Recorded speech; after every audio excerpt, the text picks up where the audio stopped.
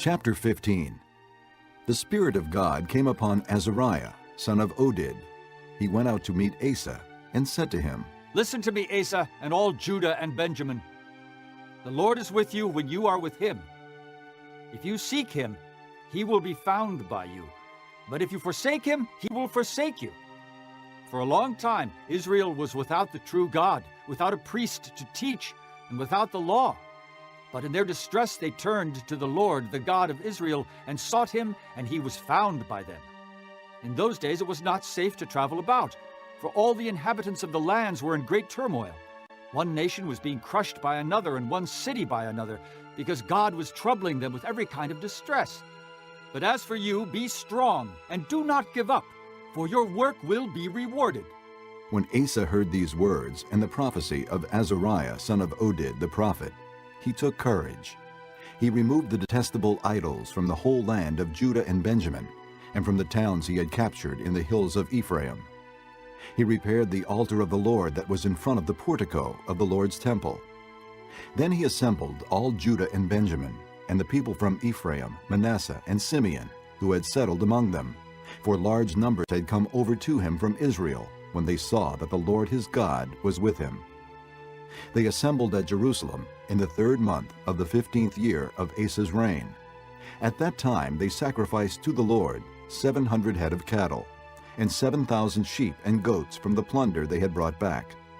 They entered into a covenant to seek the Lord, the God of their fathers, with all their heart and soul. All who would not seek the Lord, the God of Israel, were to be put to death, whether small or great, man or woman. They took an oath to the Lord with loud acclamation, with shouting, and with trumpets and horns. All Judah rejoiced about the oath, because they had sworn it wholeheartedly. They sought God eagerly, and he was found by them. So the Lord gave them rest on every side. King Asa also deposed his grandmother Maacah from her position as queen mother, because she had made a repulsive Asherah pole. Asa cut the pole down, broke it up, and burned it in the Kidron Valley. Although he did not remove the high places from Israel, Asa's heart was fully committed to the Lord all his life. He brought into the temple of God the silver and gold and the articles that he and his father had dedicated. There was no more war until the 35th year of Asa's reign. Chapter 16.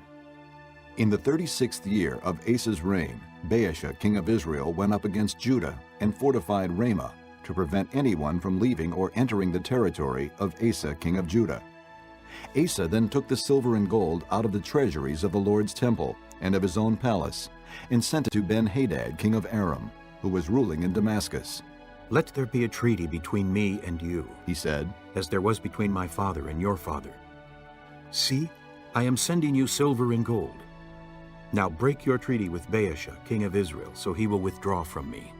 Ben-Hadad agreed with King Asa, and sent the commanders of his forces against the towns of Israel. They conquered Ijon, Dan, Abel-Maim, and all the store cities of Naphtali. When Baasha heard this, he stopped building Ramah and abandoned his work.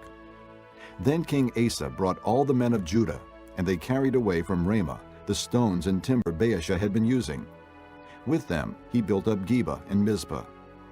At that time Hanani the seer came to Asa, king of Judah, and said to him, Because you relied on the king of Aram and not on the Lord your God, the army of the king of Aram has escaped from your hand. Were not the Cushites and Libyans a mighty army with great numbers of chariots and horsemen? Yet when you relied on the Lord, he delivered them into your hand. For the eyes of the Lord range throughout the earth to strengthen those whose hearts are fully committed to him. You have done a foolish thing, and from now on you will be at war. Asa was angry with the seer because of this. He was so enraged that he put him in prison. At the same time, Asa brutally oppressed some of the people. The events of Asa's reign, from beginning to end, are written in the book of the kings of Judah and Israel. In the 39th year of his reign, Asa was afflicted with a disease in his feet. Though his disease was severe, even in his illness, he did not seek help from the Lord, but only from the physicians. Then in the 41st year of his reign, Asa died, and rested with his fathers. They buried him in the tomb that he had cut out for himself in the city of David. They laid him on a bier covered with spices and various blended perfumes, and they made a huge fire in his honor. Now my heart is troubled. And what shall I say? Father, save me from this hour? No. It was for this very reason I came to this hour. Father, glorify your name. Then a voice came from heaven.